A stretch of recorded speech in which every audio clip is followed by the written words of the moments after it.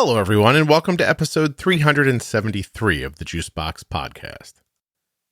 You may disagree, and you can let me know if you do, but for my money, this is the best episode of the podcast that I've ever recorded, and it gave me a great idea. I'll tell you more in a second. Please remember that nothing you hear on the Juicebox Podcast should be considered advice, medical or otherwise. Always consult a physician before making changes to your healthcare plan. On today's show, I'll be speaking with Jordon. She's a type 1 who originally wanted to come on the show to talk about how she eats. But through some confusion, I didn't do the recording the first time, and it was a mess. I'll explain it to you in the episode. Anyway, Jordon gets on, and she was nervous. So I was trying to make her feel not nervous, and by mistake, I think I recorded what it might be very well the funniest episode of this podcast ever. But we then eventually do get to how Jordon eats. And later, I found myself thinking, I'd like to know how everyone eats. So this is the first in a series called How We Eat. This one's not really an official How We Eat because well, you'll see. It goes in a lot of directions. But future How We Eats will be more focused on different people's diets. Jordon happens to be a vegan, and that's why this episode is called How We Eat Vegan Cat. Well, that's not completely why it's called that, but you'll see. This episode of the Juicebox Podcast is sponsored by the Contour Next One blood glucose meter and Touched by Type 1. You can go to touchedbytype1.org to find out about all the wonderful things they're doing for people living with type 1 diabetes. Touchedbytype1.org. And the Contour Next One blood glucose meter is my daughter's meter. It is a fantastic meter. It is the gold standard in meters. It has amazing test strips that you can touch blood, get it wrong, go back and touch it again without wasting the test strip and still get an accurate reading. It's small and easy to hold and has a beautiful bright light for those nighttime blood sugar checks. And in general, I just really love it. contournext.com/juicebox. Go check it out. I'm going to tell you two things and then we'll get started, okay? Okay. The first thing is, after I ghosted you last time we were supposed to do this, I thought, I wonder if she'll do it back to me just to be funny. The thought crossed my mind, but... So that's what... Did you think I'm going to do it back to him? No. But I was like... I thought... last night when I was driving home, I remembered that I had this today, and I was like, I wonder what would happen if I just had forgotten. Well, what would I have said, really? I mean, there wouldn't have been anything I could do, right? So, are we going to say your name? Yeah. Okay, so Jordon... Jordon was supposed to be on the show, a couple weeks ago, and what was it? It was a holiday, right? Was it Martin Luther King Day? Yeah. So that day threw me off, and I just was a day behind in my head. So while Jordon was up, I'm guessing pretty early in the morning. Where are you at? Washington State. So it's 9:00 here right now. It's 6 where you are? Yes. So while Jordon was up very early in the morning to record a podcast, I was cleaning my house and doing laundry. Completely able to record a podcast if I wanted to, just there was no reason to because I thought it was a different day than it was. So when she was logging on this morning, I thought, wow, what a nice person. She actually is here. I very well may have just been like, oops. Now, here's the second thing. It's all going to make it feel worthwhile. What? During the time you were supposed to record, I had a piece of software do an automatic update that I didn't realize it did. And it changed a setting, like deep down setting that you would not have noticed on top, okay? Because of that, I recorded 3 episodes that were not usable. Oh, no. And had I not ghosted you by mistake, you would have been the 4th. Well, it all worked out, I guess. That's how I'm trying to look at this. Now, we can get rolling, and then you have to go off to your job where you, let me think. I remember, because here's the funny thing. After this happened, I was like, Jordon, call me. So we must have spent like 20 minutes on the phone with me, just like very ham-fistedly trying to make you laugh and apologizing.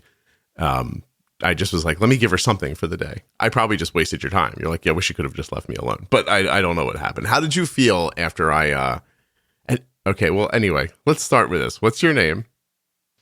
My name is Jordon. Do you have diabetes, Jordon? I do, yes. And did I leave you hanging to record the podcast on your birthday? You absolutely did.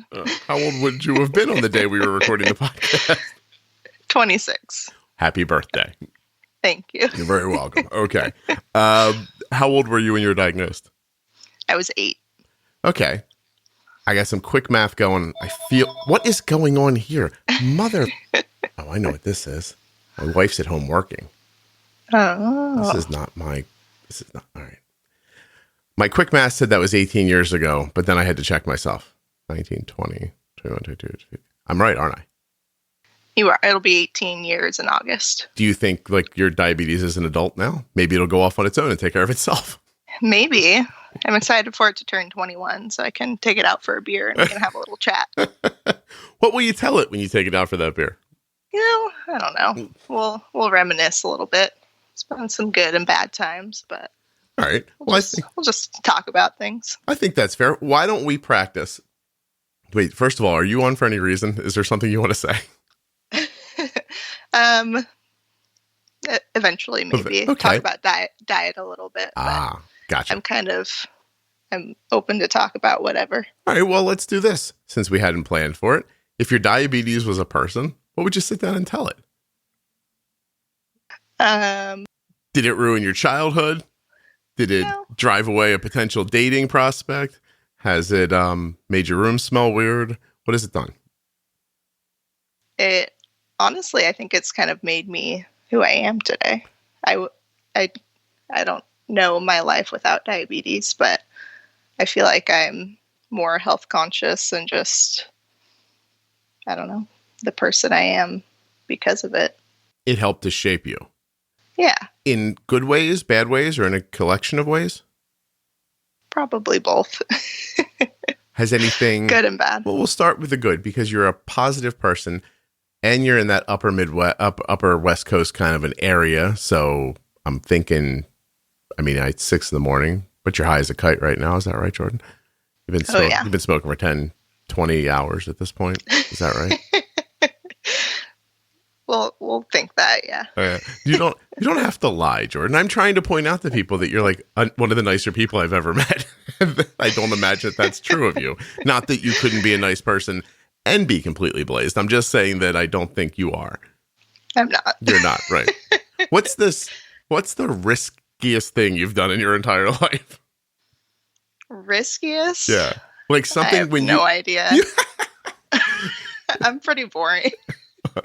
Probably don't admit that up front in the podcast, okay? Because people are be like, well, Jordon said she was boring, so I bailed after a couple of minutes. They're not listening anymore. Yeah, they gave up already. Hold on a second. I'm talking to Arden about how to bolus for a muffin. 40 more.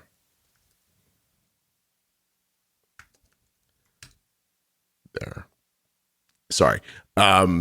She doesn't feel well today.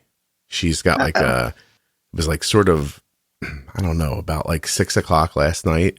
And she suddenly like for a half a second, like spiked like this tiny little fever, like 99 for like, is that right? 99 is a fever. Do I mean 9? I think that's what I mean. She had a tiny fever. Yeah. She was like up 1 point. And then she just was like, my throat is scratchy. And we were like, all right. And we let her sleep. Like we let her lay in our bed last night to try to get comfortable. And then she fell asleep. And I said to Kelly, I'm like, how are we going to get her out of here? She's like, we couldn't wake her up. She's like a lead weight at this point. She's like a real person now. You know what I mean? So I'm like we couldn't wake her up. I'm like, okay. So I spent my evening overnight sleeping in the 8.5 inches between the edge of the bed and on my side. And then Kelly did the same thing while Arden was like all spread out in the middle of her. Did it bring back some memories? Yeah, brought back memories of my back not feeling well. And so So she gets up in the morning. She's like, I've got to go to school. She's an interesting person when it comes to school, because if that happened to me as a child, I would have just said, well, this is an obviously appropriate reason for me not to go to school today. Kelly would have gone to school if, somebody had recently shot an arrow into her skull and she was still functioning. And Arden's like a weird mix between the two. Arden talks a good game about not caring about school, but then everything she does indicates that she cares about it a lot. It's interesting. She's got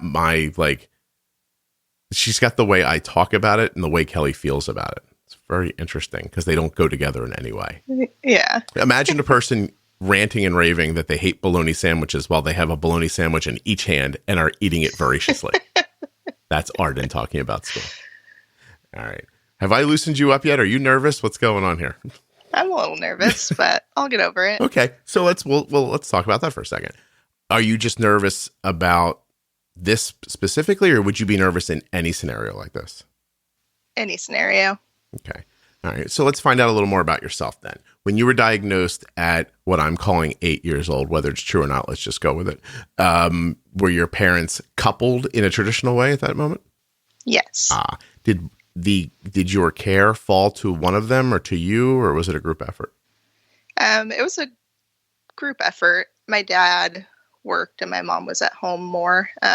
So she did more of the immediate caretaking, but my dad would take me to a lot of my appointments and stuff. Mm-hmm.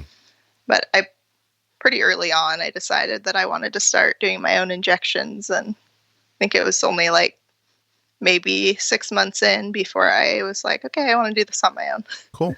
And you started with injections? Yes. How long did you do MDI?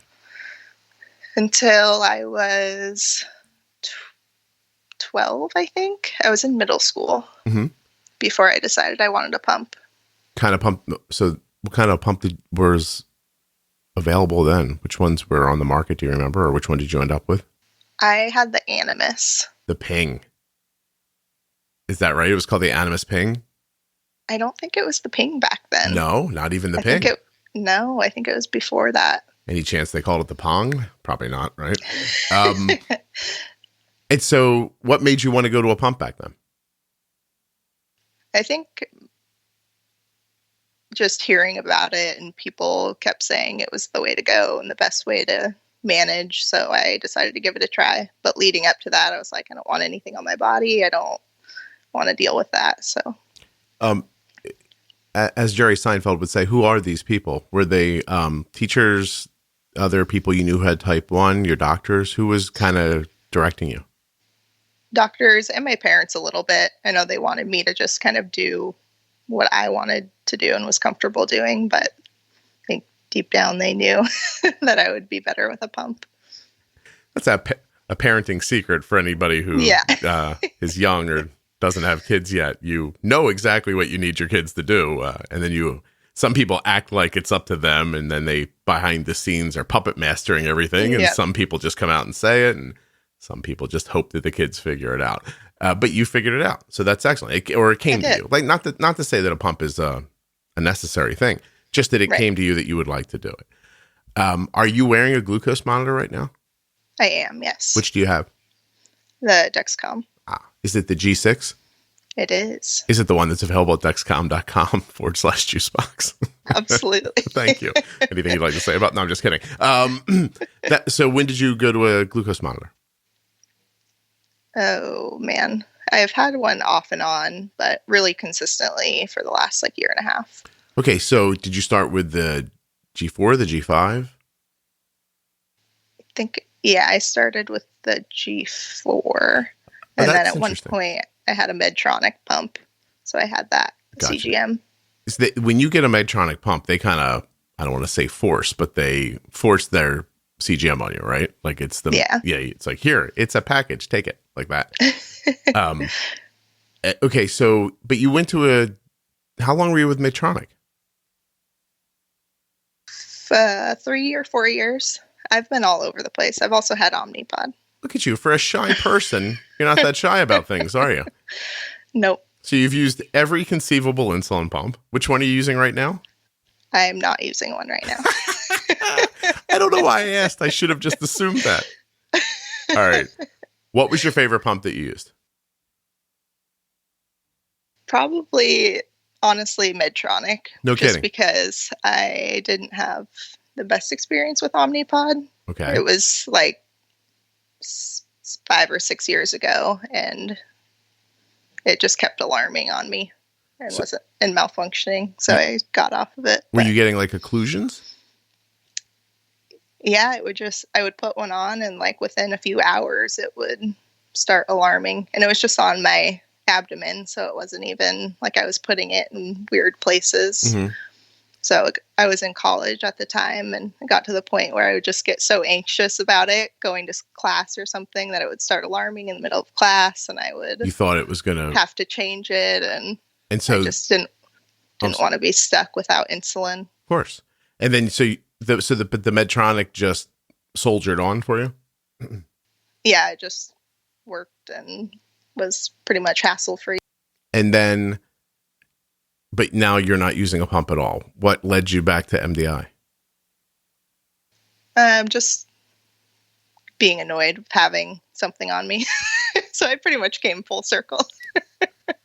Jordon, are you married? I am. Oh, poor guy. I see what's happening here right now. Yeah, he's a trooper. Yeah, I would imagine. So, I'm just kidding. Has the word fickle ever been used about you in your presence? Not that I know of. No? So You're delightful. Maybe behind my back. Jordon, tell me why it is you're 26, but you're talking about life like you're 53. Maybe diabetes made me grow up fast. I don't know. What? But no, seriously, you're just very like measured, and you're like, I tried that, I didn't like it. I tried that, it gave me a problem. This one didn't give me a problem, but I'm not using it anymore anyway. And you're rolling through things. Are you? See, so we talked earlier about, for a brief second, about Arden being inconsistent with how she does things, but you are too. You're like on your face, you're like, I'm kind of quiet and a little shy and everything, except you're not shy about switching pumps or the ways you get insulin or jumping around from your CGMs. Do you see that these two things seem incongruent? Yeah, I guess. No kidding. But I'm also here to talk about that stuff. Right. I don't just like bring it up with strangers and start talking about it. Oh no, wouldn't that be something? I didn't think you did, but no, I meant like just that you're. Maybe I'm wrong, but when I think of someone who's sort of quiet and reserved, I think of them as getting something, it works, and they just stick with it.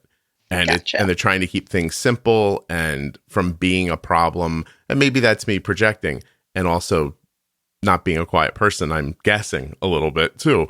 But it struck me as like when I'm interviewing people, there's a little voice in the back of my head that kind of knows where things are going.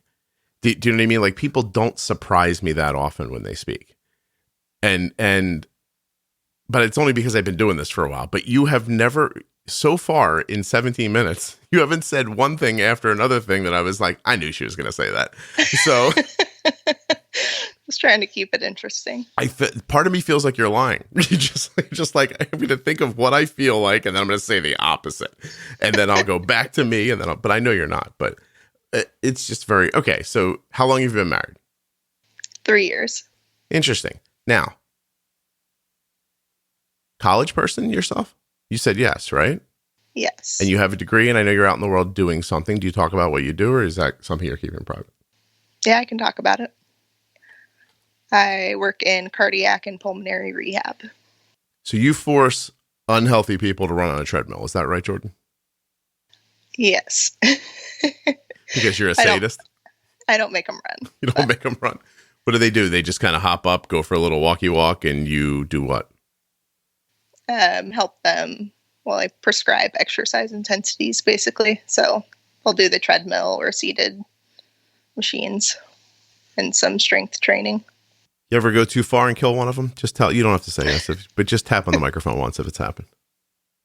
No, I haven't. You have not. Excellent. Good for you, by the way. And if you have, good for you not admitting it.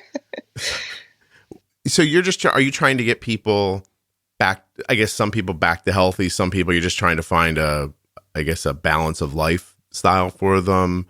And they're all rehabbing from some sort of a heart issue? Yeah, in cardiac rehab they are. And just giving them lifestyle changes they can make to decrease the risk of furthering their heart disease. And then for pulmonary rehab, it's just disease management and trying to help them breathe a little bit easier. How do you find that work? Do you enjoy it? I do, yeah. Built a lot of relationships through it. Nice. What did you take in college that led you to this? My undergrad degree is in kinesiology, which is basically just movement of the body. Mm-hmm. And then my graduate degree is in clinical exercise physiology. No kidding. This pay pretty well? Is this why this guy latched onto you at an early age? He's not at home playing video games while you're helping people, is he? No, okay. He is in school right now himself. You better be getting a good degree. I'd like to see a little equal share of the burden coming up. You know what I mean? Yeah. Oh, yeah. How long are you going to let this go until he's, pulling his own weight? Honestly. Well, we got 4 years of school left, so. 4 years? What's he becoming? Yeah. A lawyer doctor? Doctor of naturopathic medicine. Not that I don't find that interesting, but I just realized that there should be a Netflix comedy called Lawyer Doctor. And during the day, yeah, right. And he does so while he's fixing you, he's also setting up a lawsuit against himself, right? And on the weekends, he's a volunteer fireman. What do you think of this? It could work, but you're damn right it could. I think it's a limited run situation, though. I think maybe after 4 hours you would get tired of it, but I think for a couple of hours it would be right there. If that ever comes up on any television show, I'm using this recording as a reason to sue somebody. You can ask the lawyer doctor to help you. I couldn't be either of those things. The idea of going to school for that long baffles my mind. But I do know my wife right now. If I said to her, hey, we've got all the money in the world, you don't have to work anymore, she'd take a day and a half off and then she'd find some degree to go get. She would love to go. She loves being in school. It's very strange. Did you enjoy it? Does your husband, I'm making air quotes because I think he might just be a squatter, but does your husband enjoy it too? He does. Yeah. He's a good student. No kidding. All right. So do you like that part of the country? You think you'll stay there? Yeah, definitely. Yeah. I think there's probably only a few places where an energy as laid back as yours, Jordon, will work. Like, I feel like, have you ever been to like a place that's moving like 1,000 miles an hour? Like, have you ever driven on the highway in Los Angeles or walked across the street in New York City? It's terrifying. It's kind of cool because everyone's it's bumper to bumper traffic, but everyone's going like 80 miles an hour. Right. So makes you feel like you're in a NASCAR race. Yeah, exactly. You're like, I wonder which one of these people's going to stop and we're all going to die. Now, when that happens, do you get a little excited? Like what happens to you when you get flipped out? Is it just this measured Jordon that I'm talking to now, or do you have like another gear? I get excited, but I don't start screaming or like it. I wish really you guys or anything. I wish everyone listening could see. Like, I can see a picture of Jordon right here, and Jordon, you're a beautiful person. In no way does your picture match your speech pattern. I don't know another way to put it. Like it's just very interesting. I don't know. I don't even know how to explain it to anybody. Just the person I'm looking at is not the person I'm talking to in my mind. Were you always a quiet child? I think so. I'm the youngest, so. Oh, you were just lucky to be alive. I see. No, my parents paid a lot of attention to me because I have diabetes, but. Okay, so, all right, let's dig in here a little bit. Maybe we'll find it here. Psychologically, do you think that's the only reason your parents paid attention to you? No. No. So you think they love you for other reasons? Absolutely, yeah. All right. Are there any of those other reasons that you're the best of the siblings? I wouldn't say that. Oh, do you remember when a girl came on and did say that? How much fun that was? Do you have any idea how many emails I got? I do remember that. Were any of the emails from her siblings? No. Although that would have been terrific. They were just from other people like, yo, I love that girl. When she said that she was the best kid. Anyway, how many siblings do you have? 2. So there's 3 of you total. Yes. My math is tight today. I don't know if you've noticed or not. I have. I had plenty of sleep. Although my sleep was on 8 inches of a mattress, I still did get my hours in. 2 kids. How much older are they than you? My brother is about a little less than a year and a half older, and my sister is 9 years older than me. Oh, there's a story here.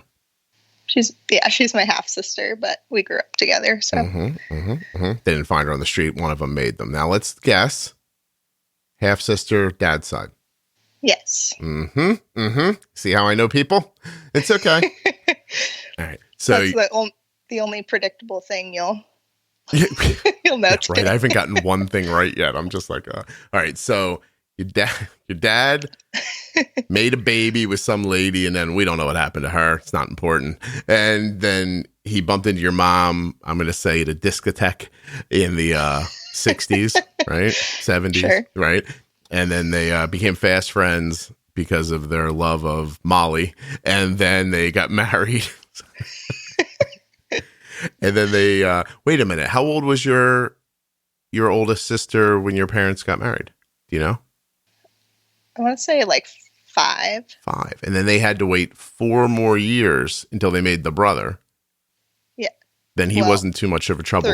3 more years. 2 or 3. Well, you're adding in the cooking. You're adding in the cooking time for the baby, which I can't do on the fly, just so you know. And then they didn't dislike him very much, and so they made another one. Yep. And now we're done. And this dad's you think he's gonna stay with your mom, or you think he'll run out and like go roll up again on some other lady and start over again? I think they're in it for the long haul. How old are your parents? Like, just if they're in their 50s or 60s? 50s. 50s. I'm just trying to imagine like a 65-year-old guy. Like, I'm out of here. Gonna go talk to Betsy. She seems sweet. We're gonna do it again. My God. All right. You on their insurance still? Or you have your own? Because you have a job, you have your own. Were you on their insurance right up until you started working, making old people walk on treadmills? I was on it until this last year because I turned 26. So you took full advantage of that. Off. Yeah. Can you talk about how helpful that was while you were in college? Well, I mean, it was really helpful. I don't know how helpful it would have. What am I trying to say? I don't know any different. What would have happened if you tried? If I was in college and I wasn't on their insurance, I would have had to pay for my insurance somehow and probably wouldn't have gotten as good of coverage and not been able to have a pump or a CGM or anything. So do you think you would have really helped me with that? Yeah. Do you think you would have had to turn yourself out if that happened? Is that a phrase you don't know? Would you have had to hook? Is what I'm saying. Do you think you would have had to become? What? Would you have had to become some sort of a part-time prostitute? Gotcha. Or it's possible. I mean, diabetes is expensive, so. Do you think that happens on college campuses? I'm sure it does. Yeah, I don't know. Like, you got to think younger girls are probably not as hardened at that age, right? That can't be how it goes. But that would be a sad story, by the way, if you were on here to tell us that you hooked your way through college to pay for your insulin pump. But by the way, let me just say this for a second, Jordan. If anyone listening hooked their way through college to pay for their diabetes supplies, please immediately send me a note and ask to be on the podcast. Thank you very much. Jordan, I, at this point, want to ask you with all sincerity, has your heart rate ever gone over 85? If you put yourself on that treadmill, could you get your heart rate up? I can, yeah. You're still nervous, aren't you? A little bit. I have tried really hard for you not to be nervous. I don't know what to do at this point. It's okay. What would make you not feel? No, well, just keep going. I just thought of something to say. I'm not going to say. Hold on a second. I apologize. Excuse me. It's okay. All right, Jordan. So you had no real affinity for any of your insulin pumps. You switched back to MDI because you were tired of being attached to stuff. Although you don't seem to be worried about being attached to this guy who's not paying any bills. That seems to be okay with you. I'm just joking. I'm sure he's a lovely person. I'm so sorry. He is. If you talk more, I would not listen to this and be sad because he feels bad about. He'll be sad. What's his name? Tyler. Tyler, listen to me. I have been a stay-at-home dad for 20 years. 20 years of me going up to my wife at gift-giving occasions and saying, look, I got you this. Happy whatever day. And her looking at it and going, I don't want this. And then me knowing in my heart, she's thinking, I just paid for something with my own money that I don't want. So, it's not a good feeling. But I've learned to live with it, Tyler. So just suck it up, okay? You're going to be all right. You just put your head down and plow through. It'll be fine. And one day you'll make a couple dollars. And hopefully this beautiful girl won't kick you out of the house and you'll get to make it up to her. But if her dad's any indication, you're not long for this world, Tyler. By the way, if you ever get divorced, it's not my fault. I'm just joking. I'm going to send you a message like a year from now and be like, Scott, you ruined everything. I had to leave with my 5-year-old, but don't worry, I found another guy. It'll be fine. No, seriously, Tyler, you shouldn't feel bad about this, man. It's a nice thing that you guys found each other and you're willing to support each other in this situation. It really is wonderful. I'm saying a lot of stupid things. I don't mean 85% of them, but the 15% that I do mean, I drastically mean them. But you'll have to figure out what the percentages are and how that breaks down later when you're listening back. I think it's nice. It is uncommon in my eyes, for somebody your age to be married and have come from a decent home. Yeah. Yeah. I mean, like, we were married young, but we were raised like animals. Like honestly, my parents will never hear this, neither were Kelly's, but let me just say, not a parenting instinct between the group of them. You know what I mean? Like, really not. If I got diabetes when I was a kid, there's no way I'd be alive. I mean, people would have just been like, good luck. And then that would have been it, you know? Kelly's parents probably would have sold her for, I don't know, fabric and yarn or something like that. So you were raised like these people took really good care of you. Let's look into that for a second. You said you switched over to kind of your own management pretty quickly. Do you remember what your goals were? And if you were meeting them, I guess back then, really A1C was the only measurement people gave you, right? Yeah. I can't remember when I was younger what my A1Cs were, but up until a few years ago, I didn't really have set goals. I guess I would always shoot for in the 7s for my A1C, but I never actually got there. Okay. Until a few years ago. A few years ago, the Diabetes Technology Society, you can find this online, did a thing about blood glucose monitoring systems, blood glucose meters. And I bet you can guess which meter was at the very top of that list. Contour Next One. The Contour Next One is the blood glucose meter that my daughter uses. It is incredibly accurate. It plays very well with Arden's Dexcom CGM. And it's easy to use, easy to hold, easy to read, has test strips that allow a second chance. So if you touch the blood drop and don't get enough, you just go back and get more. And it doesn't really need very much. But one that you can touch, untouch, and touch again and still get an accurate reading from, that's not common. But it is with the Contour Next One. ContourNext.com/juicebox. Go check out the Contour Next One and all of the meters from Essentia. Touchedbytype1.org. That's where you're going to go. I'll do it right now with you. I got to spell it right. There you go. Touchedbytype1.org. Programs like their annual conference, their awareness campaign, Bowl for a Cause, their dance program called Dancing for Diabetes, the D-Box that they send out to newly diagnosed people who request them. So much going on at Touched by Type 1. And all they want from you is for you to know about it so you can take advantage. Head over, touchedbytype1.org.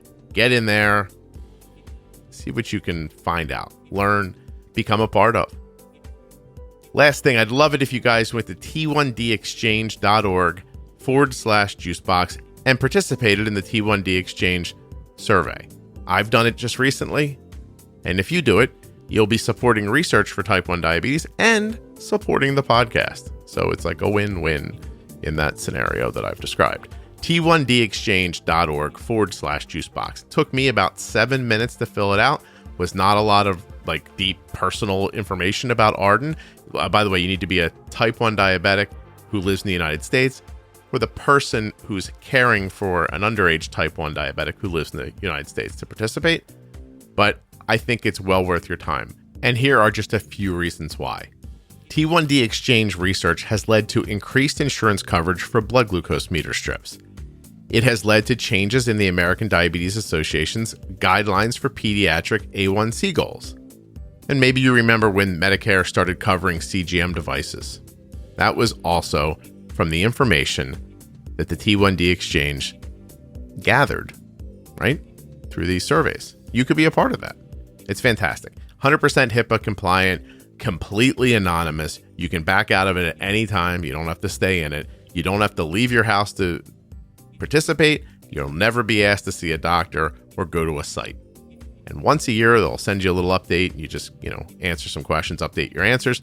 That's it. T1dexchange.org/juicebox. contournext.com/juicebox. touchedbytype1.org. Support the sponsors, support the show. There are links in the show notes of your podcast player and at juiceboxpodcast.com. Let's get back to Jordon and get ready to laugh and actually learn about how she eats too. So we're getting to that.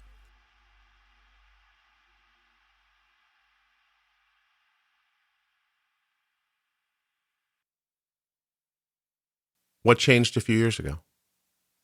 I started just doing more research about what helps, and I got my CGM and started taking more responsibility. I graduated from college. So I don't know. I think I just started taking life more seriously, and I got married and was thinking about kids and stuff. So knowing that I had to get my stuff together if I was ever going to have a family, and that just felt like the only path to it. Yeah. Yeah, it's funny. First of all, you have to give me a ton of credit here because I stopped myself during your really thoughtful answer from saying that you realized that you were going to have to take care of Tyler, so you needed to be healthy. Oh my gosh. I'm so sorry, Tyler. I'm still just joking. But no, I mean, I think that's a moment that a lot of people come to, right? Like, you're in the 7s and thinking, well, were you really, like, in honesty, were you like good enough? Is that how you felt about it? No, I wasn't in the 7s. I was in the 8s and 9s. Oh, you were shooting for the 7s, but we're landing in the 8s and 9s. Yeah. Oh, so go ahead. I think back on it, I'm just like, I don't know how I made it this far without having some major emergency or being in DKA or having a serious low or anything. But as far as emergency situations, everything was pretty mellow, but I just don't remember thinking about my diabetes as much as I do now. See, you have surprised me again. Like, you really, I'm being genuine. Like, everything about you made me feel like when I eventually asked you how you were managing and how it was going, that you were going to say, oh, Scott, I vary between a 5.6 and a 5.9, for my A1C. Yeah. I thought you were going to be one of those people. Like, I can't imagine, like, you're challenging everything I think about everything. Now my A1C was 5.8 most recently. So I'm there now. So I'm the person that you think I am now. So the person I thought you were, that you weren't, you are now. Yes, exactly. But Tyler's still not paying the electric bill. I gotcha. You guys live so far from me. That's the only reason I'm comfortable doing this. There's no way Tyler can lose his mind to come completely across the country. Like, even if he did, by the time he flew over to, like, Wyoming, he'd be like, oh, this wasn't worth it. I should go home. He'd forget why he went there in the first place. You would think by Minnesota, he'd just be like, why am I on this plane? What changes? So interesting for people. What changes did you make? Like concrete changes did you make to go from an A1C in the 9s to, are you in the 5s now? Yeah. Wow. That's, by the way, it's amazing. How many years did that take to do? I remember my first A1C in the 7s about almost coming up on 3 years ago. Mm-hmm. And then I've been and then I was in the 6s, and I've been in the 5s now for a little over a year, I think. What was the first change you made? My diet. What was your diet previously? Was it just pizza and whatever you found on the floor of your dorm room? Or? No, that's the thing. When I was in college, I felt like I was eating healthy. I wasn't eating fast food every day, I was eating what I considered to be a healthy diet. Right. And, but I was still just all over the place with my blood sugars. So I was always really frustrated with them. And I think I just kind of gave up at one point. I was just like, they're just going to do what they want anyway. But I hadn't listened to this podcast either, which helps. Wait a minute. Now we're getting to me. I'm getting very interested. What, there's a certain segment of people who thought I was serious just then, but that's fine. When did you start listening to the show, and where was your A1C when you started listening? I started listening about a year ago, I think. So I was pretty well controlled already, but it just helped me view things a little bit differently and helped to, I don't know. For a while I had my high alert off on my CGM, so I could be high and just not even know. And now I have it set at 120. So I just try to catch things sooner and even things out a little bit. It made me smile when you said 120. I hope you know. That was nice. And so is that really what's going on? Well, let me ask this first. When you say you changed your diet, did you change your diet to did you go low carb or? Quite the opposite, actually. Go ahead. Yeah, so I eat pretty much all fruits, veggies, and whole grains. I don't eat any animal products or anything, but there's a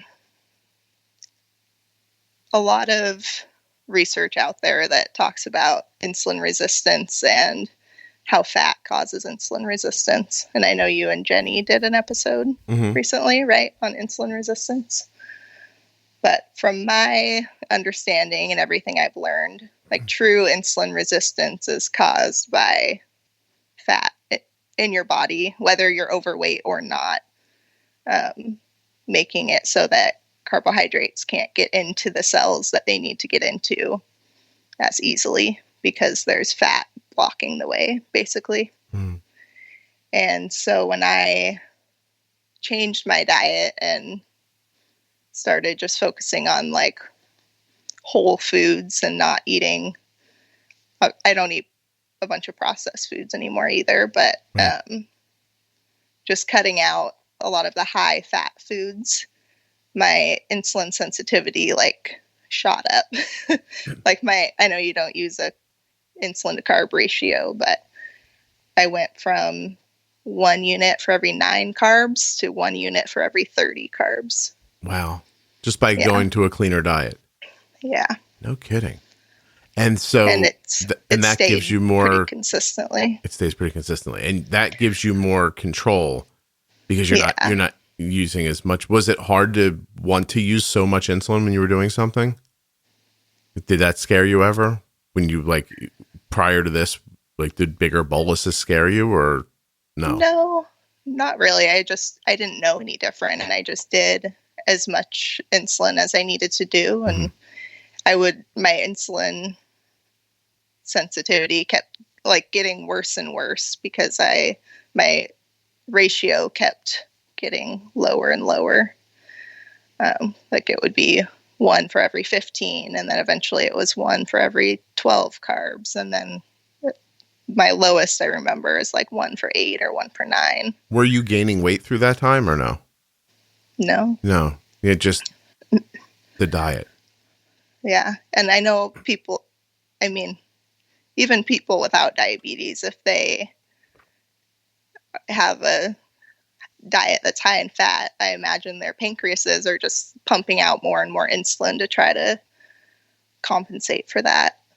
And it might not show up, but I feel like that's happening underneath anyway.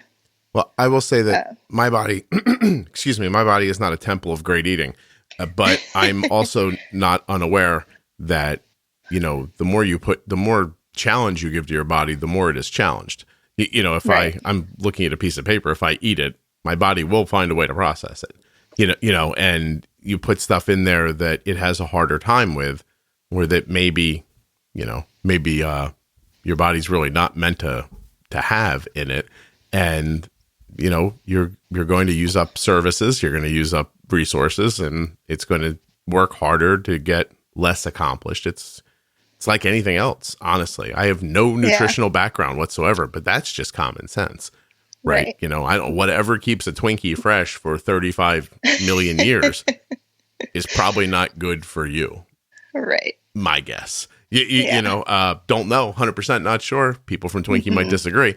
I'm not saying I know anything, just saying that it seems to me that that's not reasonable. And, you know, not that you couldn't throw one in every once in a while, but like you said, if that processed food becomes a staple in your life, then, you know, that you end up where you end up. And that turnaround that you had, your insulin to carb ratio going from like 1 to 9 to 1 to 30 is significant, really significant, you know? I didn't even know it was possible until it happened. I was like, okay. There was a few days where I kept going low, and I was like, man, this is getting frustrating, but I just kept cutting my insulin back. And I mean, I eat between 300 and 500 grams of carbs a day, but they're all from whole, good, healthy foods. It's not.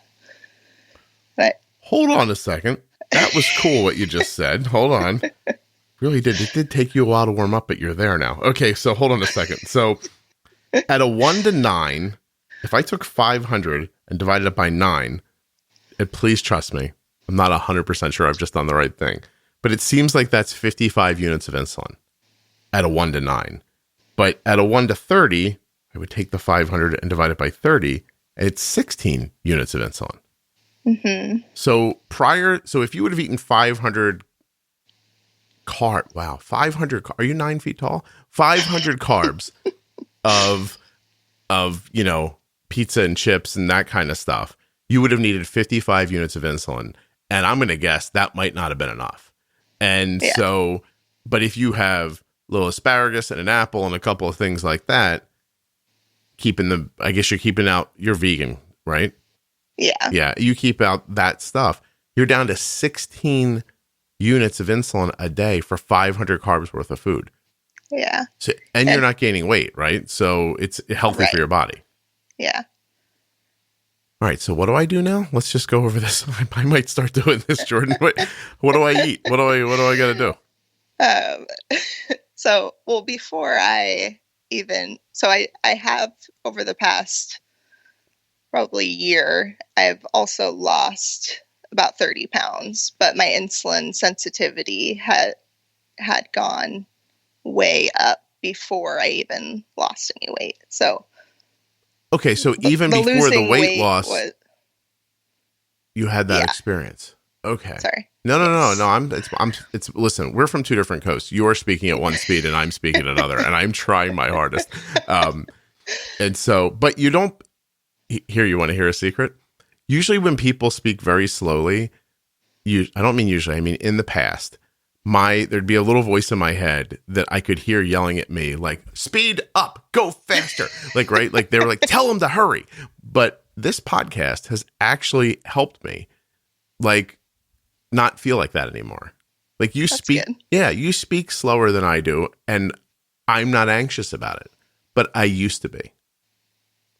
I used to feel, there's an episode of this podcast where a guy spoke so slowly that when I edited it, I had to take out all the pauses. It took me hours to edit it out, but he just couldn't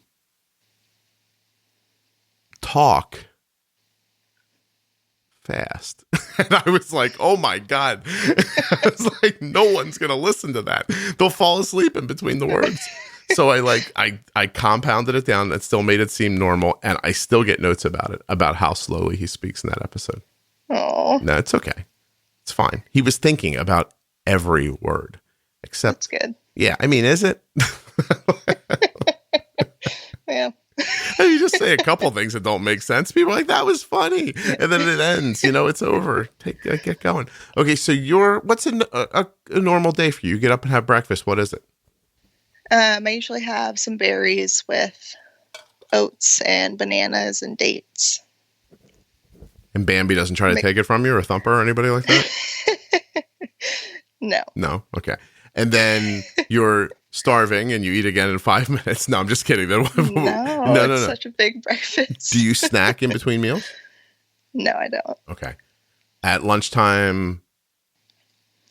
It varies, but I mean, we make curry or chili or pasta or I don't know.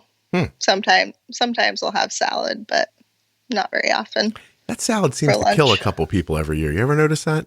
You ever whip up you never see a lettuce that kills people? Like every couple, it's not a lot, but it's like a handful of people every year. You're like, they ate a bad head of lettuce. They're dead now. Yep. They pooed for 3 days and died. Like, sounds like a terrible way to go. It really does, doesn't it? A strong possibility for the title of this episode. Poo for 3 days. And then die. I don't know. Today's episode, did you see today? You didn't because you're on a different coast, but I put an episode up today that finally made my wife go, how do you name the podcast? Uh-oh. I called it Waxing, Waning, and Hulk Hogan's Dragon. And she's like, what's that about?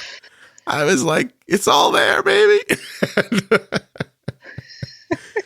She's like, it doesn't make any sense. And I said, the episode was about so much. I didn't know what to call it. And these words were mentioned in the episode. So go listen to it and find out what it's about. Meanwhile, she wouldn't do that. I bet you she's never listened to the podcast. I don't ask her. But you're afraid. Are you afraid to ask? I'm afraid to ask that. Like Tyler's afraid to mention the rent. Do you... Anyway, Tyler, nice going, man. I'll tell you right now, when young men come up to me and they say, what should I be looking for in a woman? I always say earning potentials first. And then after you want to go get her. The girl, it's not going to be like, happy to take a day off in the middle of the week. Just go. A worker. Oh, I'm still happy to take a day off in the middle of the week. Wait, you're saying that in an Armageddon situation, you're not willing to pull a plow? That's not my situation most of the time. Can you imagine that there was a time in the world where you would literally put your wife on the front of a handheld plow and be like, yo, pull this through the dirt? Why was it not the guy pulling the plow? You know that this is a true thing I'm saying, right? Yeah. Maybe the women were more capable. I don't know. Listen, if my life is any indication, women are way more capable. And I think Tyler's going to have to say the same. So I don't see how he can get out of this. You know what I'm doing for you right now, right? Is like I've set this man on a path where he's going to just make like a ton of money and take care of you now just to get rid of this pain. And you will call and thank me later. You'll be like, wow, he really got to it after college. And I was like, see? Meanwhile, this is very sexist. Women can do this, right? How would you feel if you went to all this trouble to get your A1C nice and low, right? Let's paint a picture. Tyler comes home from a long, hard day of listening to other people talk in a room, and you guys are amorous, and by mistake, a little baby Jordon comes out like in 9 months, and then Tyler's like, I'll stay home with the baby.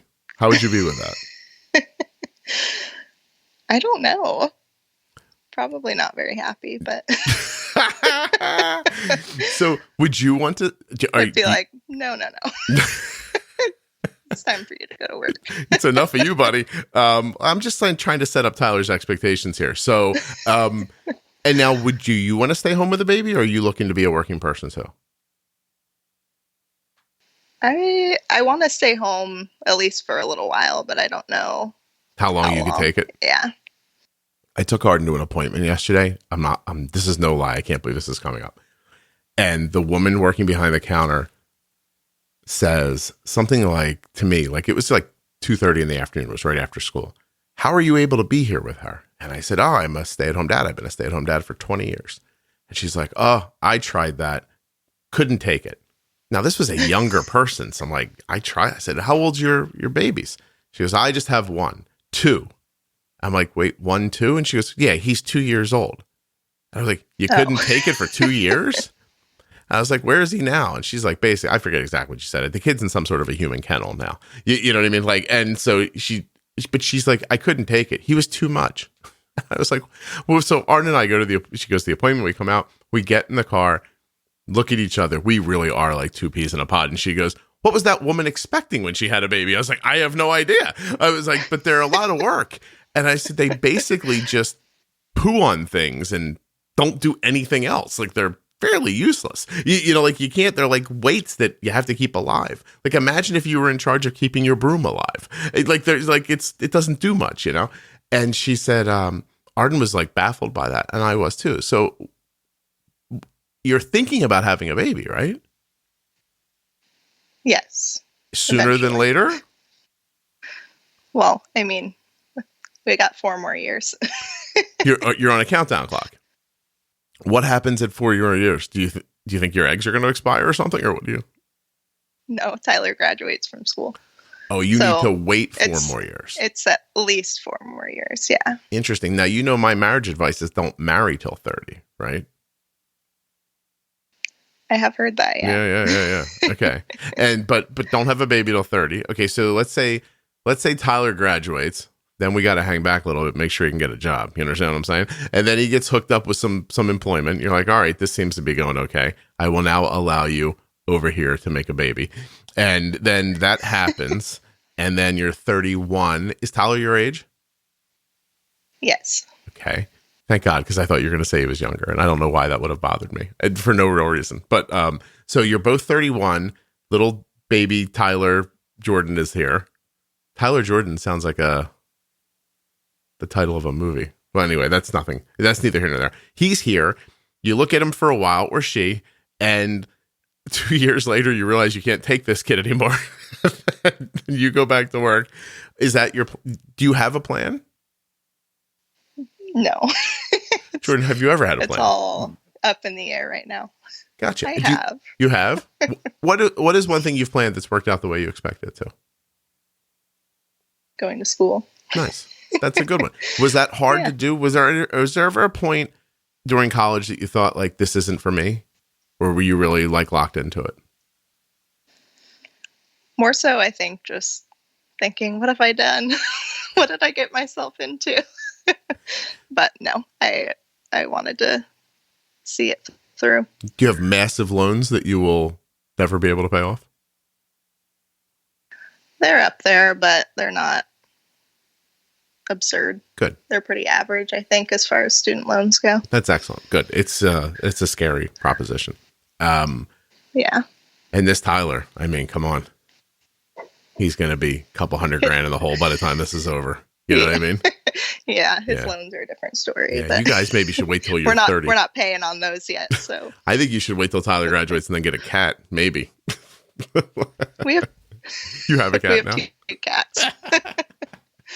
So there was one thing I was sure of while we were talking, and that it was you who owned a cat. because they're quiet and slower. And I feel like that would make you happy. We have 2. Do they fight with each other? Sometimes. Whose cats are they? Tyler's or yours? We got them together. I didn't say that. I said, who's really in charge of the cat? Like, who cares? Like, who would be like, oh, God, the cat died and be upset? And who would be like, did the cat die? Which one is which? I think we would both be sad. All right. Well, listen. But he worries about them more when we're not home. Really? So, I guess, yeah. Tyler's a nice person?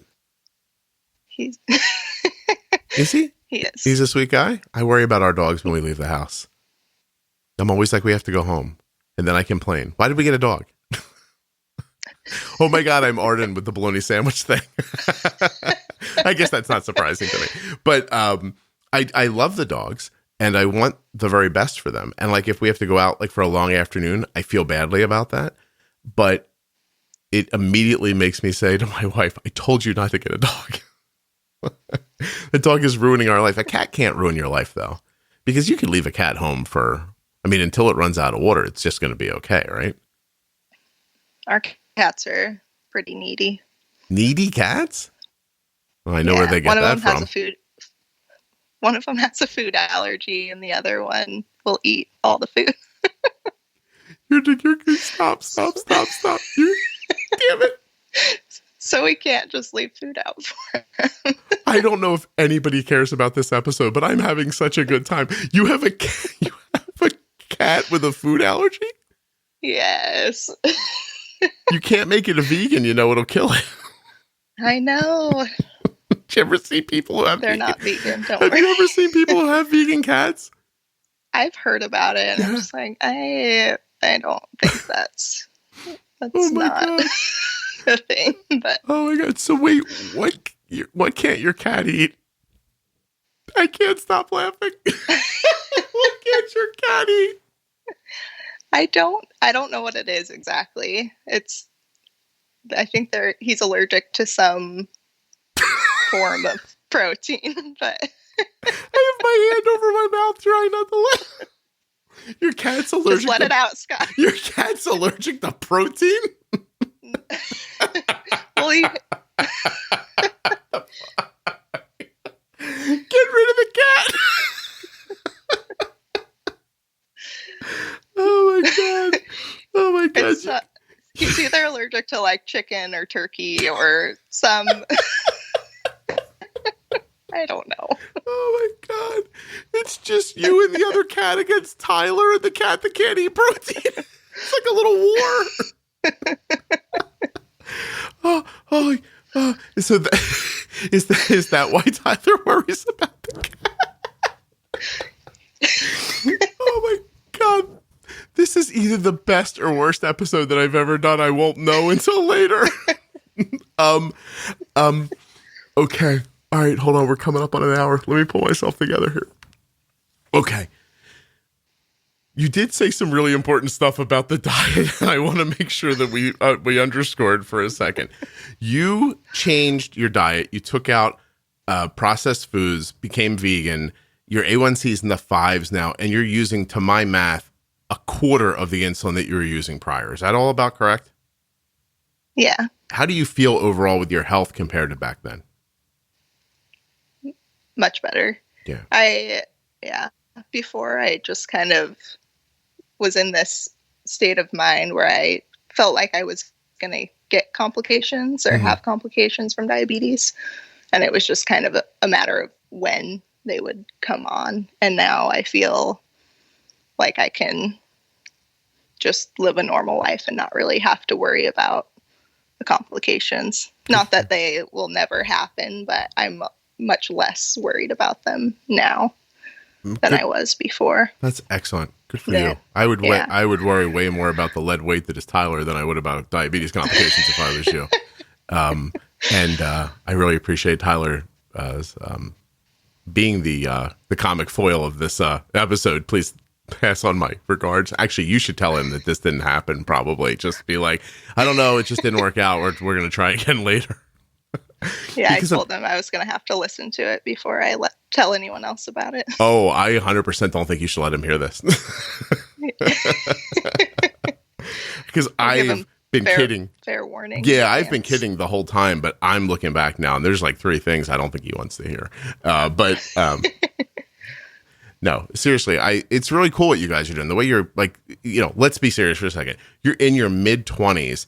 Both of you are becoming educated, and you're supporting each other. You're a couple, you're married, you're taking care of each other, you're taking care of your diabetes in an amazing way. This is really a success story. Your life really is. Like, it's easy to joke about, but just because you're younger and you talk slower and you're kind of quiet, your cat can't eat protein. But I mean, other than that, though, you really do have your stuff together. So I mean, you should really be congratulated. You by yourself pretty much in your mid-20s got your A1C from 9 to 5. And that's no joke. That is well done. You know, do you ever stop and just, you know, pat yourself on the back?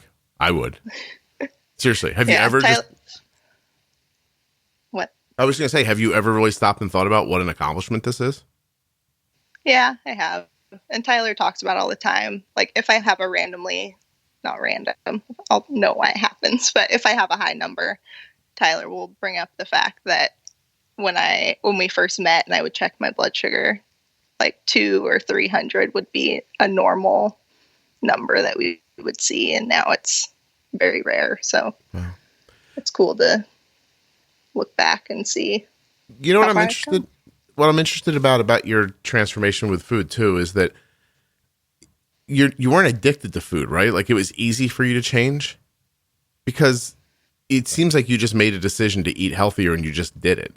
Whereas if you said to me, Scott, you need to eat, you know, a certain way all the time, I don't know that I could like so seamlessly do it. Was it seamless? How long did it take you to make the transition? Were you just like one day you're like, I'm not going to eat like this anymore, and that was it?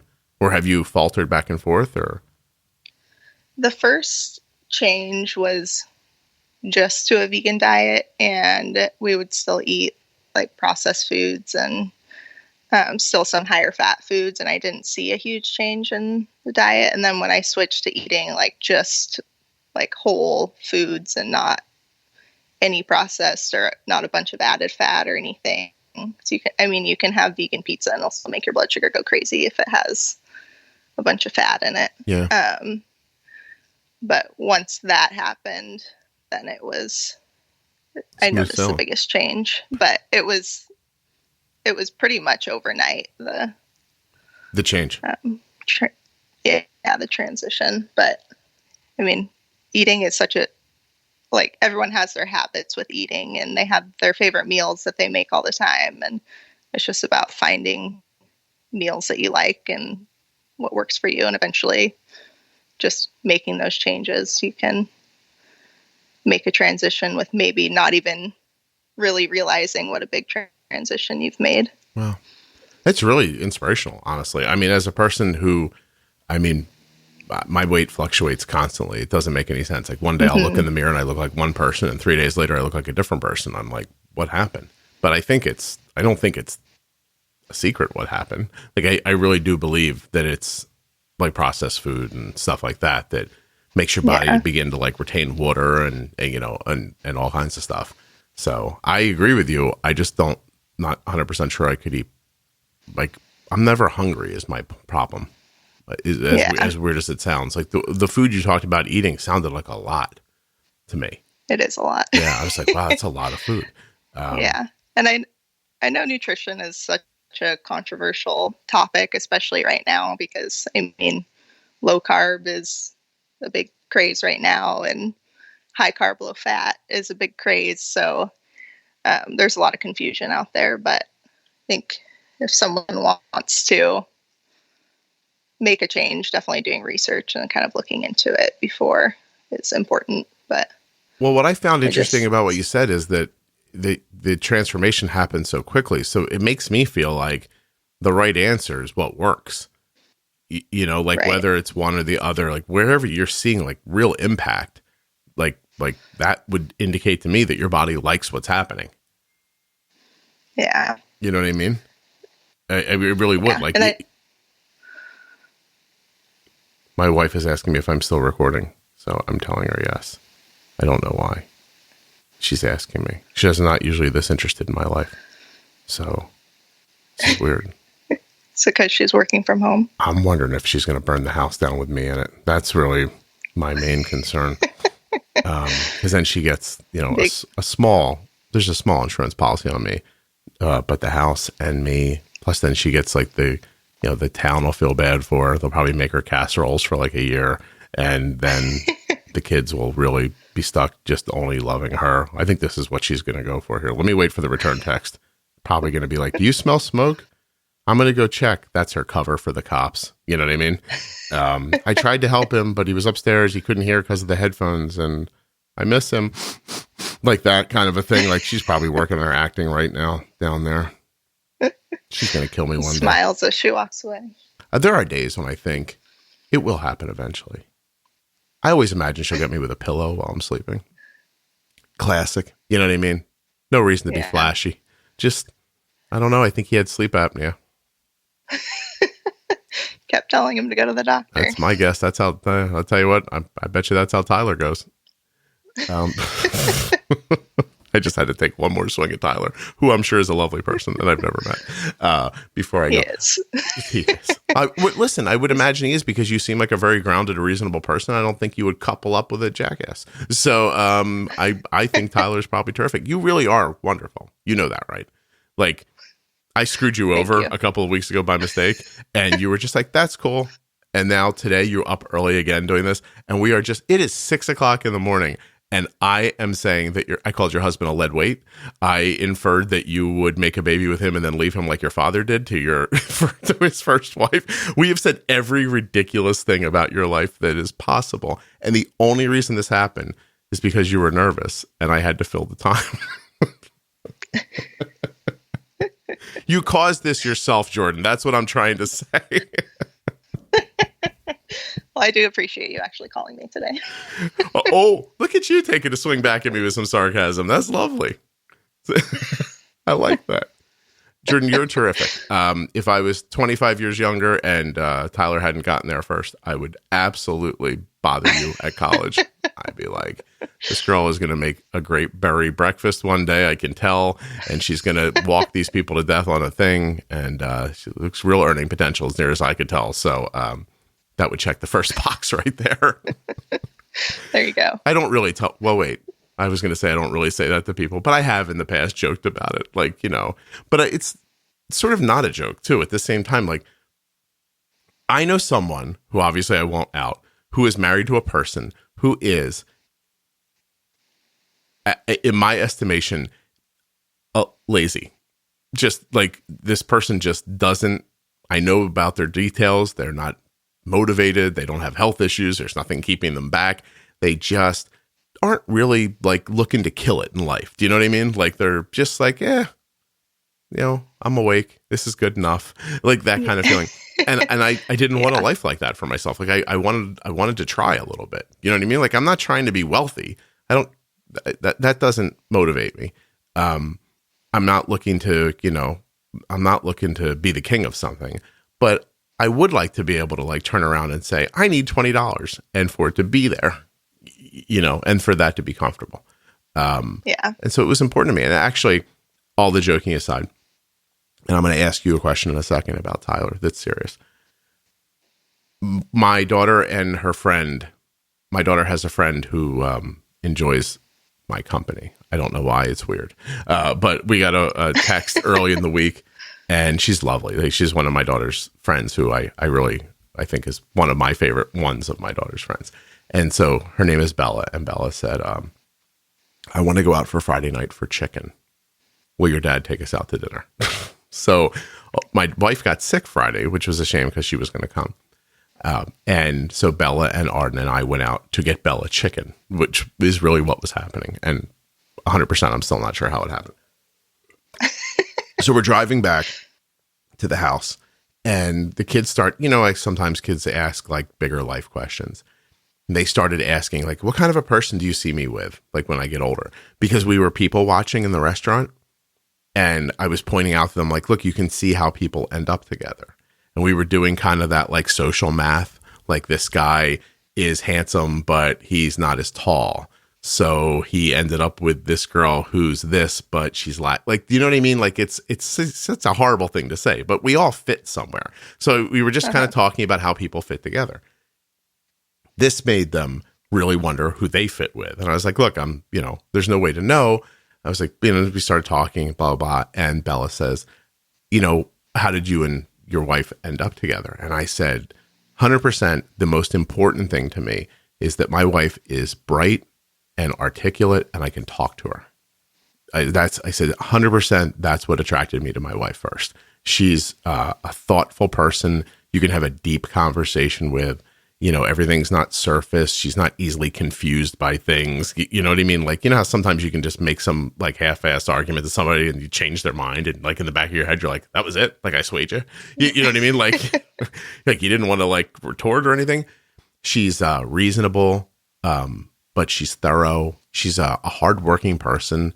Her job means something to her. She takes pride in the things she does. And I always knew when I was dating her that she'd be a good mother. Like I could really tell. And she absolutely 100% is all of those things and more. And so I told the kids that and they were like, oh, and I'm like, yeah, I know. That was the truth. Now let's get back to the fun stuff where we talk about the short guy not being able to get a tall girl. Here we go. And so, but yeah, for a minute we were like being real with each other. It was lovely. And so I'm wondering, that's sweet. Thank you. If you're comfortable and to save his soul, in case he ever listens to this, how did you decide Tyler was the right one? He is very smart and very sweet. And he's been super supportive with my diabetes, which has been really helpful. My mom was saying the other day that she always thought that I would have to end up with someone else who has type 1 because like it's such a hard thing for other people to understand if you don't really live with it and know it. But she was talking about how grateful she is for Tyler and how much he's supported me. So yeah, he's just all around a good guy. That's lovely. Very nice. Well, Tyler, you're an all around good guy. And that is a really amazing thing to be. Seriously.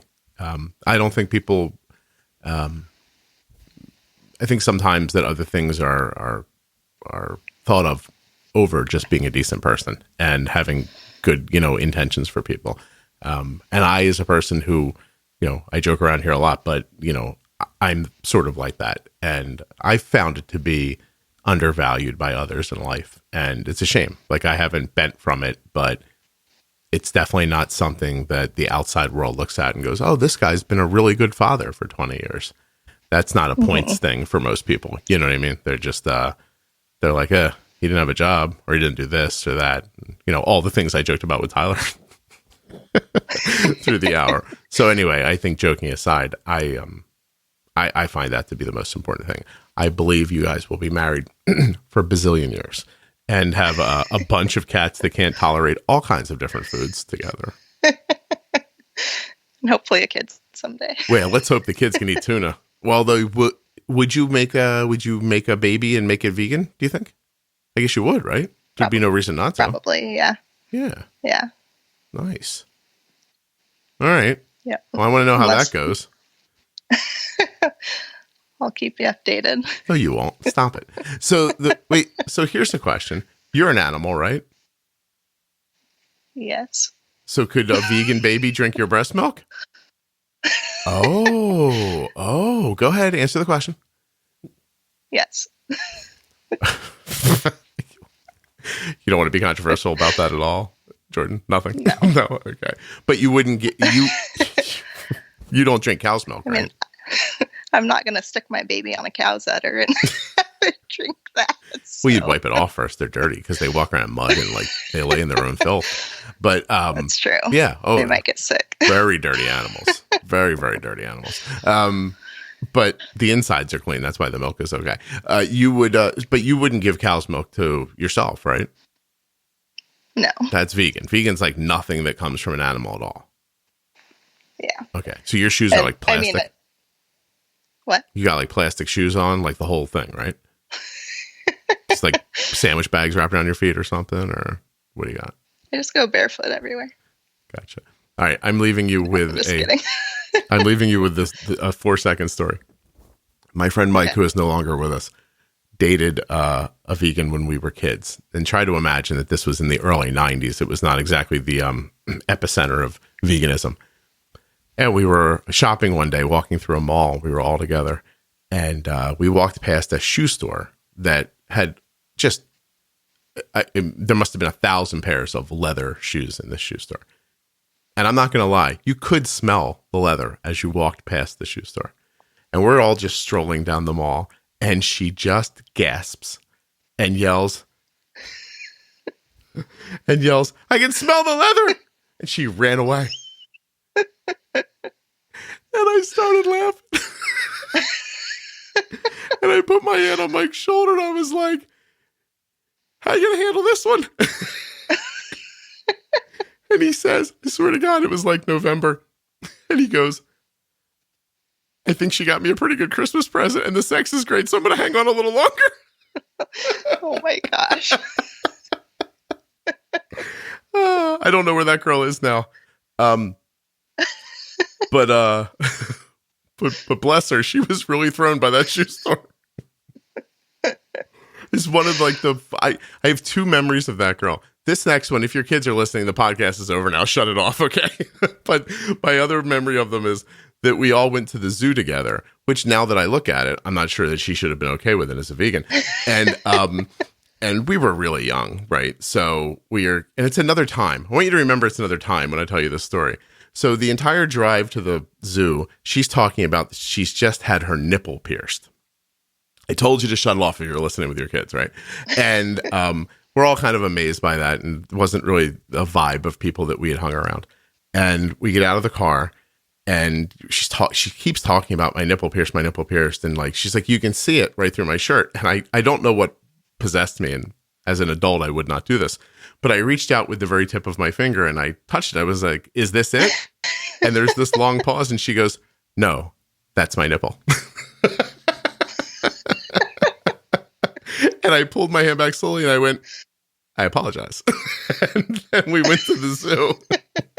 Everyone laughed. It was fine. But those are my only two memories of that girl. I don't know her name. I can picture her in my head running away from a shoe store, but that's pretty much it. I don't remember anything else about her.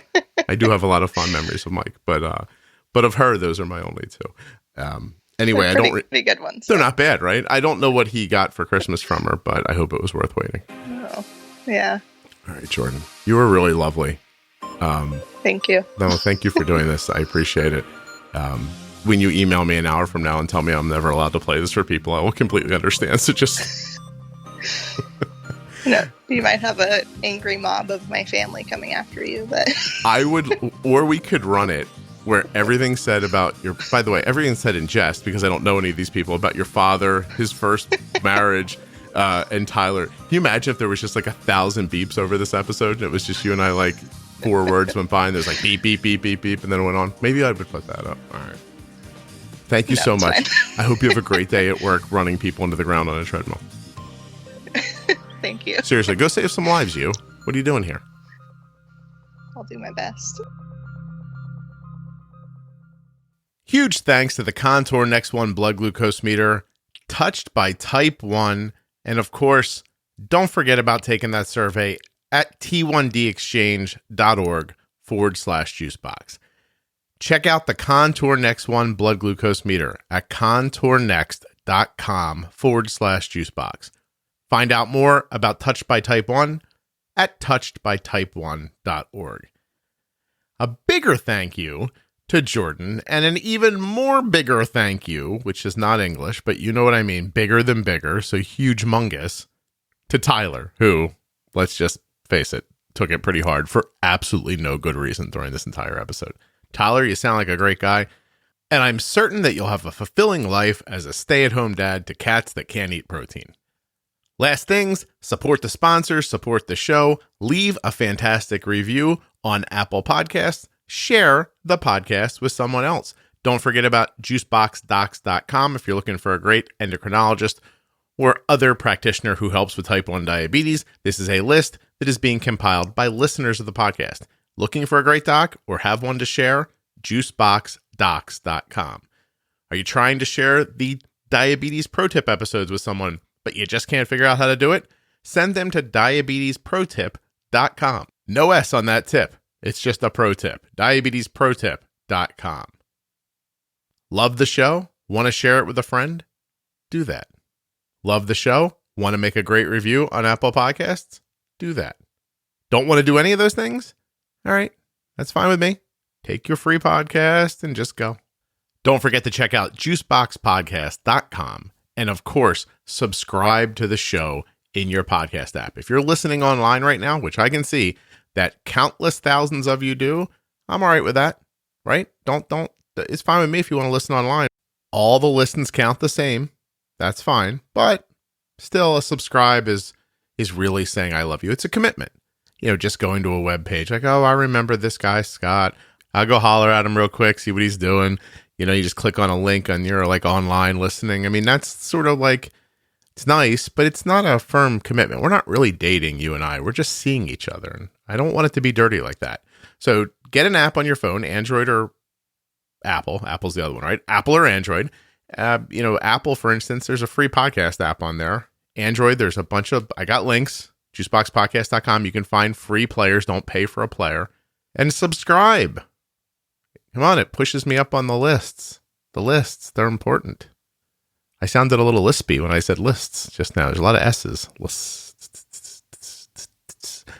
Where there isn't an S? At the end of the tip at diabetesprotip.com. I've clearly run out of things to say, so let me end with this.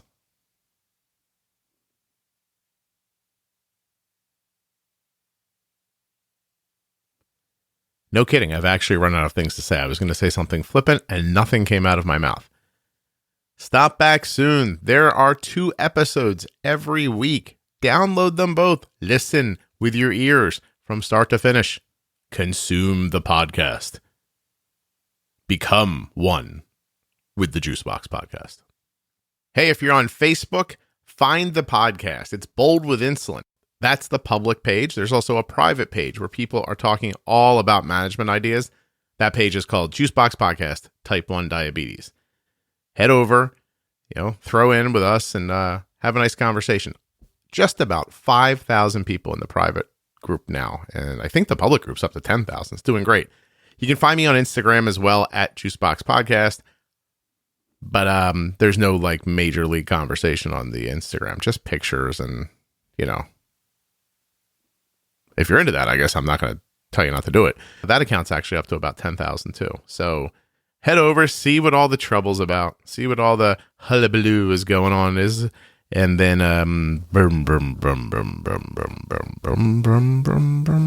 having trouble making thoughts. Maybe I should sing an old 20s song. What's a good 20s song? Hold on a second. Famous 1920 murders, movies, mobsters, musicians, music. There we go. Ooh, Ain't Misbehavin' was huge in the 20s. Dark Was the Night. Downtown Hearted Blues. In the Jailhouse Now. Makin' Whoopee by Bing Crosby. My Man. West End Blues. Ooh, Louis Armstrong. Do you not wonder what the words to Makin' Whoopee were? Because now I'm wondering. Every time I hear that dear old wedding march, I feel rather glad I have a broken arch. I have heard a lot of people talk, and I know that marriage is a long, long walk. To most people, weddings mean romance, but I prefer a picnic or a dance. Another bride, another groom, another sunny honeymoon. Another season, another reason for making whoopee. Is this about getting late at a wedding? The chorus sings, here comes the bride, another victim is by her side. This is misogynistic. He's lost his reason, 'cause it's the season for making whoopee. Down through the countless ages, you'll find it everywhere. Somebody makes good wages, somebody wants her share. Jesus, this is harsh. She calls him Toodles and rolls her eyes. She makes him strudels and bakes him pies. What is it all for? This is like a bad Cat in the Hat. It's so he'll fall for making whoopee. Wait, you got to trick me into those sex? Another year or maybe less. What's this I hear? Well, can you guess? She feels neglected, so he's suspected of making whoopee. Are you following this? I think the inference here is men don't want to be married in the 20s, but it's the only way they're going to get laid. And so you give him a pie if you're a lady, and then he marries you. I'm not clear on what you get out of this yet. And the ladies, I'm saying. And then soon enough, he's going to get tired of your pie, from what I'm guessing here. And then he's going to go make the whoopee with somebody else. Or is he making the whoopee, or do you just feel neglected because he's ignoring you, and therefore you think he's making the whoopee? Let's read on and we'll find out. She sits alone most every night. Oh no, he's out. He doesn't phone or even write. He's gone. He says he's busy, but she says Izzy. Not Izzy, I-Z-Z-Y, like Izzy from Grey's Anatomy. Is he? He's making whoopee. He doesn't make much money. $5,000 per a year? This guy's a slacker, even by 1920 standards. Some judge who thinks he's funny says you'll pay $6 to her. Oh, I see. He only makes $5,000, but he's got to give $6 to the lady? I mean, how many pies did she make? He says, now judge, suppose I fail. The judge says, budge right into jail. We are up to this guy going from not wanting to go to a wedding because his foot doesn't hurt, he can't dance, to now he's going to get locked up for not making his alimony. You better keep her. You'll find it's cheaper than making whoopee. Oh, not cheating is cheaper than giving away your money. It's a dark song. Written by two men, Gus Kahn and Walter Donaldson. A lot of people recorded this song. Doris Day, Eddie Cantor, Ella Fitzgerald, Bing Crosby. What do you know? My ADHD led us to reading the lyrics of Making Whoopee at the end of an hour and 30-minute long podcast where all we really did was make fun of Jordan's husband, Tyler, for no reason that is discernible. I guess that makes sense.